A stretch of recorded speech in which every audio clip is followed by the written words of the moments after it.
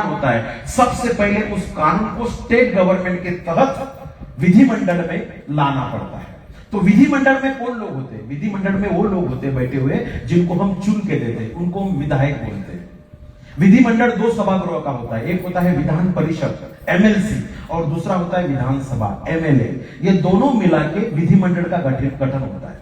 तो सबसे पहले कोई अधिसूचना अगर जारी करनी होती है तो सबसे इंपॉर्टेंट बात होती है जो कनिष्ठ सभागृह है, छोटा सभागृह है, जिसे हम विधानसभा कहते हैं, विधानमंडल कहते हैं, उसमें उस अधिसूचना को लेके आना पड़ता है, लेके करते हैं। जैसे विधायक विधिमंडल में जो अध्यक्ष होते हैं उनकी स्वाक्षरी होती है, विधिमंडल के अध्यक्ष के स्वाक्षरी होने के बाद वो विधेयक चला जाता है वरिष्ठ सभागृह में, जिसे हम एमएलसी बोलते हैं। एमएलसी में भी डिस्कशन होता है। एमएलसी का डिस्कशन होने के बाद उस अधिनियम को पारित किया जाता है और उस अधिनियम को पारित करने के बाद दोनों सभागृहों की मान्यता मिलने के बाद वो स्टेट गवर्नमेंट का जो कैबिनेट मिनिस्ट्री का कमेटी होता है, उस कैबिनेट मिनिस्ट्री की कमेटी में वो विधेयक को अधिसूचना को जारी करना पड़ता है। फिर कैबिनेट का एक मीटिंग होता है जहां पे chief minister, deputy chief minister, उस मंत्री का जो खाता होता है उस खाते का मिनिस्टर, सब लोग बिठा के उसमें सिक्का मोर्तब करते हैं। तीनों की स्वाक्षरी होता है और तीनों की स्वाक्षरी होने के बाद ये पूरा अधिसूचना चला जाता है गवर्नर के पास। गवर्नर का नाम मतलब राज्यपाल।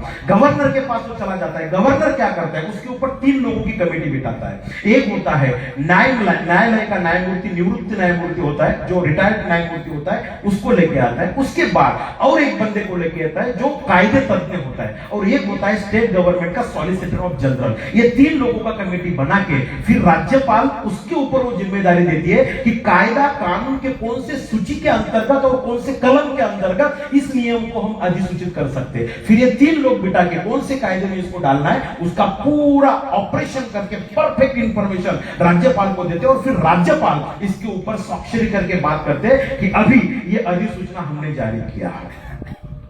तो गवर्नर ने स्वाक्षरी देने के बाद यही कमेटी, पूरा जो ड्राफ्टिंग कमेटी होती है, वो ड्राफ्टिंग कमेटी ये सूची को लेके संसद में लेके जाता है। संसद 2 सभागृह से बना होता है, एक होता है लोकसभा जिसे हम एमपी बोलते हैं, एक होता है राज्यसभा, उसको भी हम एमपी बोलते हैं। लोकसभा एक कनिष्ठ सभागृह होता है, राज्यसभा एक वरिष्ठ सभागृह होता है। पूरा अधिसूचना चला जाता है लोकसभा में। लोकसभा में जितने एमपी बैठे हुए होते हैं उनको भी 2/3 बहुमत से उसको पाठिंबा दिया जाता है। पाठिंबा मिलने के बाद लोकसभा के अध्यक्ष उसके ऊपर स्वाक्षरी करते हैं। फिर वो विधेयक चला जाता है राज्यसभा में। राज्यसभा में भी उसके ऊपर डिबेट्स होता है और डिबेट्स के बाद पूरा फाइनल होने के बाद राज्यसभा के पदस्थ जो अध्यक्ष होते हैं उनका नाम है उपराष्ट्रपति। उपराष्ट्रपति की स्वाक्षरी होती है और फिर विधेयक जाता है कैबिनेट के पास। कैबिनेट में कुछ मंत्रीगण बैठे हो जिसके प्रमुख होते हैं, कार्यकारी प्रमुख, देश के prime minister, deputy prime minister होंगे तो डेप्यूटी प्राइम मिनिस्टर, और उस खाता का जो मंत्री होता है वो लोग मिला के उसको कार्यकारी मंडल का मान्यता देते हैं। कार्यकारी मंडल का मान्यता देने के बाद अंतिम मान्यता के लिए वो विधेयक चला जाता है राष्ट्रपति के पास। राष्ट्रपति फिर 3 लोगों की कमेटी बिठाता है। सबसे पहले solicitor of general central government, एक उस समय का सबसे बड़ा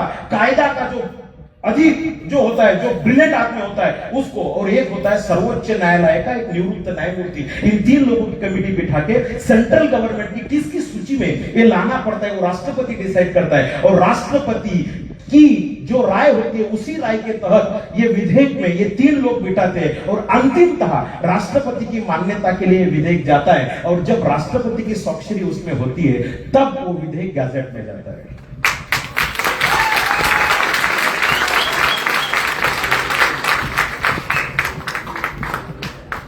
इतना सारा चीज होता है जब कोई चीज गैजेट में आती है तो, और जब चीज कोई गैजेट में आती है तो उसे भारत के डेमोक्रेसी में बोला जाता है ये लीगल बिजनेस बन चुका है।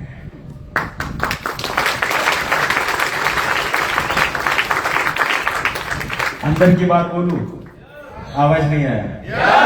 अंदर की बात यह है माय डियर फ्रेंड, जब कोई चीज का गैजेट बनता है, संविधान में प्रावधान है जिन्होंने ये गैजेट बनाया उनको भी इसको बदलने की अनुमति संविधान के तरह नहीं होती। जिन्होंने ये बनाया वो भी इसको बदल नहीं सकते। एक बार बदला, एक बार बन गया मतलब बन गया, एक बार लीगलाइजेशन का सिंबल लग गया कि वो इंडस्ट्री लीगल बन गई। हाँ, अमेंडमेंट आ सकता है। 2021 में कंज्यूमर प्रोटेक्शन एक्ट के तहत ये लॉ बना और 2023 में इसके ऊपर एक अमेंडमेंट सरकार ने लाया और उस अमेंडमेंट में एक सेंटेंस है माय डियर फ्रेंड, आप गूगल पे भी जाके एक अमेंडमेंट चेक कर सकते हो। उस अमेंडमेंट में एक सेंटेंस है, उस सेंटेंस का नाम है, अगर आप legal direct selling product based company में काम कर रहे हो तो उस कंपनी के प्लान के तहत आप खुद की टीम बना सकते हो और टीम जो काम करेगा उस टीम ने भी अगर काम किया तो आपके प्लान के तहत आपको उस प्लान के तहत आपको इनकम कमीशन मिलेगा। यह अमेंडमेंट में आ चुका है 2023 में।